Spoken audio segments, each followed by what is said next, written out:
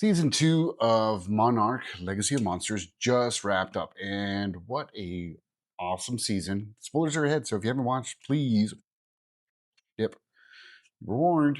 So yeah, season 2 has ended, and although I will, you know what, I feel like it's a pretty distinct tie between the two because of two different things. Season 1 was very story driven, very character and humanized. Season 2, even though we had all that going on, especially with the Randas, so much bullshit going on with the Randas, along with a little bit of Shaw, there was a lot more monster action in this season, which is what we wanted. So, you know what? I kind of give the edge to season 2. We saw Kong, we saw Godzilla, we had a lot of interaction with Titan X, a lot of cool developments with the Randas, and the Shaws. All of this taking place between Godzilla 1 and Godzilla King of the Monsters. Please remember, keep that in mind. But we've got essentially two different organizations trying to get access to our in between rifts, right? And then we get introduced to Isabel Simmons, not the Simmons we wanted. Isa, where were you? And Kentaro starting their own journey, trying to manipulate time so they can save Kentaro's dad. I know we can kind of do some time traveling, but I don't know that we're going to be able to. That feels like a hard stretch. Like I get where they'd want to do that, and it seems plausible because we have had these time interactions, mainly with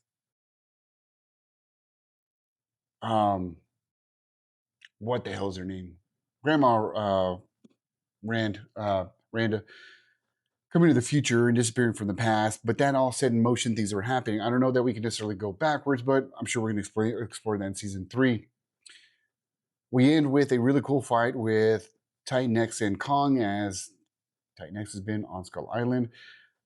I will say during this fight, there was one time that I really questioned the CGI. I think the CGI has been great the whole season, except for one scene where Kong is jumping from mountain to mountain before he gets to freaking Titan X, and looks just really sketch, really weird form, and visually just. But aside from that, cool fights. Some cheesy shit here and there. Why the hell are they in the Jeep doing laps around their legs and shit? I don't know. But cool premises. A lot of loose ends have been tied. We've got the formation. It ends with the formation of Monarch, or not formation, but really restarting it to what we see now in the movies. We see how they went from Skull Island to what they are now. What happened in between, right? And what got them back into that situation where they're a powerhouse. And that was really cool to see too. And how the Randas are leading the way on that. And we've got, like I said, Kentaro and Isabel Simmons doing their own thing there. We were introduced to the audio equipment that was used in King of the Monsters to draw King Ghidorah to the big match with Godzilla, right? But the cool part in ending was Shaw is Lee Shaw is on a mission to make sure Randa and Simmons do not access the Axis Mundi and don't time travel or don't fuck things up. So he's on a mission. That mission takes him to Thailand.